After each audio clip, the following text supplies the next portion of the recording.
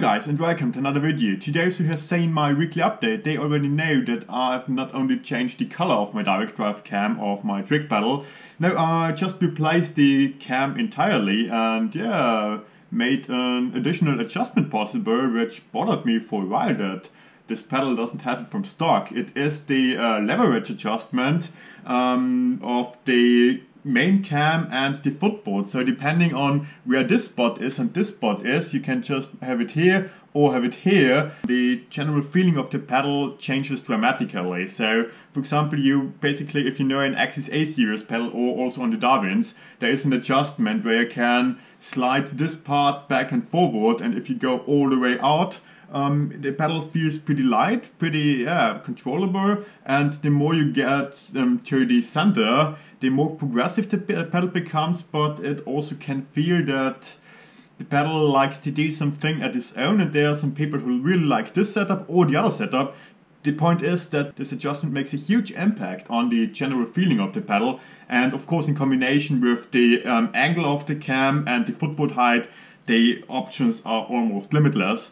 I did this adjustment on the Darwins at the bottom of the footboard, so where the bottom direct drive part connects to the footboard, there's the possibility to just rearrange the leverage here back and forward to have the same adjustment as the Axis A series has on the top. And yeah, by looking at my trick pedals, I thought it couldn't be that hard to do this adjustment as well over there.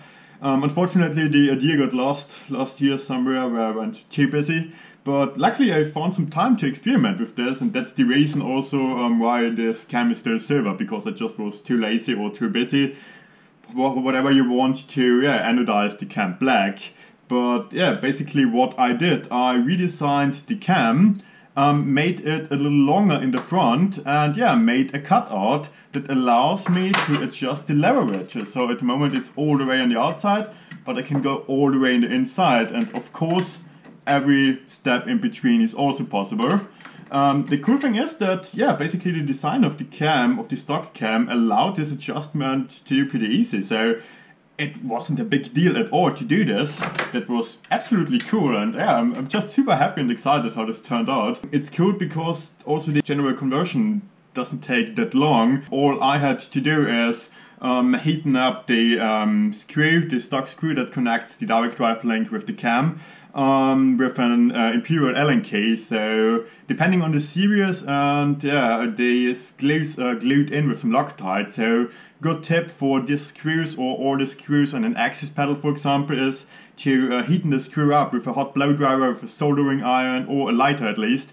By heating up the screw, the glue inside melts a little bit and softens, so you can remove the screw pretty easy.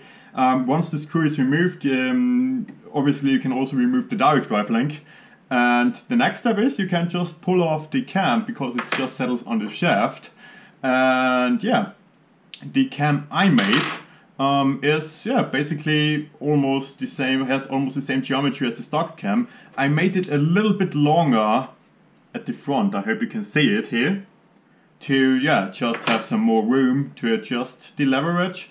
But basically I cannot stand Imperial system here in Europe. I made everything metric. So inside here is a metric nut, and then there's just a distance and a screw. So all I had to do is stick the screw through the direct drive link on this distance part, and then just mount everything on this nut that is placed inside this cutout. And that's basically it. That by loosening and tightening it, everything stays in place, and obviously it's good to go. So depending on how well trained you are with some tools, at max it takes you quarter hour to do this conversion. But that's being said, I'm really happy how this pretty simple upgrade turned out. And if you like how your pedal performs from stock, maybe it's nothing for you, but if you're just curious and like to experiment a little bit, maybe it's an option worth considering, because as I said, it gives you plenty of options in general by messing around with all the angles. I think, as I said, I'm still experimenting a little bit, but as far as I am, it looks pretty good. So stay tuned, and I will put a link in the description once pre-order is available. I think it will show up within the next days on my homepage.